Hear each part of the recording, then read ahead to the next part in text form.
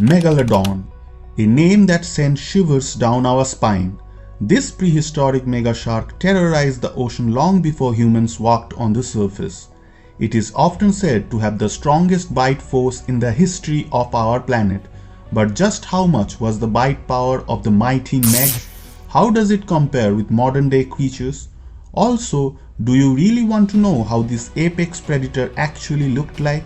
I think you will be very surprised because almost no one talks about this. And most importantly, can there be a giant megalodon roaming at the depths of the ocean, say near the Mariana Trench? Prehistoric, previously thought to be extinct creatures have reappeared in the past. Is the Meg lurking in the dark waiting for a grand reveal? We discuss all these and more. The megalodon ruled our oceans about 23 to 3.6 million years ago during the Miocene and Pliocene epochs. These were periods of dramatic climate shifts with warm waters and abundant marine life, a perfect environment for a giant predator to thrive. But even in its heyday, Megalodon had rivals, from prehistoric whales to smaller cunning predators. Yet none matched its sheer size and dominance. The exact size of Megalodon is a subject of ongoing debate, but estimates range from 50 to 60 feet in length, nearly 3 times the size of a modern great white shark. It weighed a staggering 50 to 70 tons, roughly equivalent to 10 elephants. Despite its massive body, the Meg was no slouch in the water. With a streamlined body built for speed, it could reach an estimated 11 miles per hour, a remarkable feat for a creature of its size. Imagine encountering this behemoth in the ocean. Truly a king of sharks. The name Megalodon in Greek literally means mega tooth. Fittingly enough, Megalodon's weapon of choice was its teeth, serrated, triangular blades up to 7 inches long. Unlike modern sharks, which replace teeth continuously, Megalodon had a total of 276 teeth arranged in rows, ensuring a never-ending arsenal. Megalodon's diet included large marine mammals such as whales, seals, and dolphins. Fossil evidence of whale bones bearing deep gashes and bite marks matches the size and serration of the Megalodon teeth, providing a chilling glimpse into its hunting behavior. This apex predator likely targeted the flippers and tails of its prey to immobilize them before delivering a fatal blow. The mouth of the Meg was so freaking big that a majority of us would probably be able to stand upright in its mouth. Not that anyone wishes to. But just how powerful were these jaws of the megatoothed shark? Even in the animal world today, we do have some pretty strong jaws capable of crushing through bones and flesh. The bite force of the king of the savannah is approximately 700 pounds per square inch or psi. Modern great whites have one of the strongest bite on the planet, measuring almost 4000 psi. Megalodon's bite force is difficult to determine with absolute precision, but after analyzing the size and shape of the Megalodon teeth and comparing them to the teeth and most importantly, jaw mechanics of the modern great white, we do get a fairly good estimate, anywhere between 24,000 to 40,000 psi. That's just a number. I really don't think we understand how utterly ridiculous that stat is.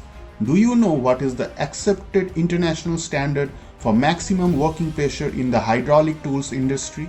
It is about 10,000 psi, 4 times less than the jaw of the apex carnivorous monster. Okay, so here is one Megalodon fact nobody talks about, but we shall. It has to do with the way we visualize the Megalodon. All the movies and pop culture has convinced us that the Meg was just an oversized jacked up great white shark.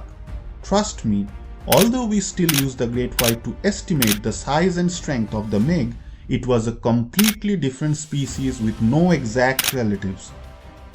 It was the last species of a completely different lineage of sharks. The oldest definitive ancestor of Megalodon is a 55 million year old shark known as Otodus obliquus, which grew to around 35 feet in length. In fact, Megs may have been neighbors with the ancestors of the modern great white. Megalodon likely had a much shorter nose, or as scientists call it, rostrum, when compared with the great white. The jaw of the Meg was squashed flat. It also had extra long pectoral fins to support its weight and size.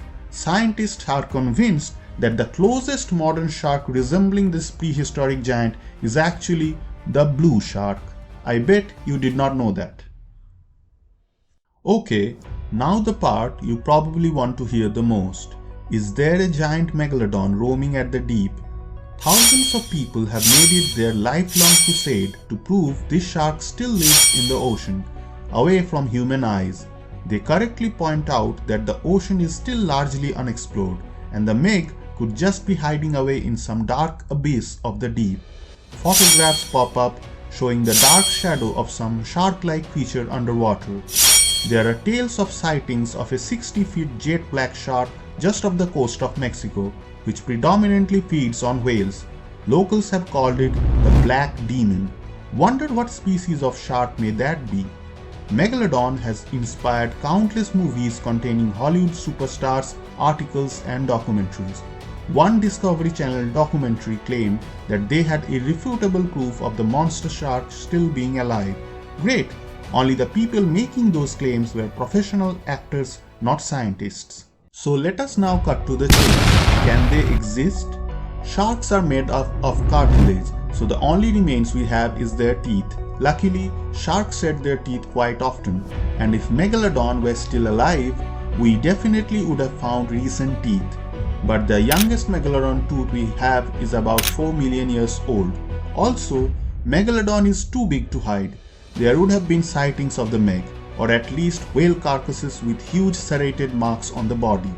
A creature as big as the Meg would require more than 2,500 pounds of food every day.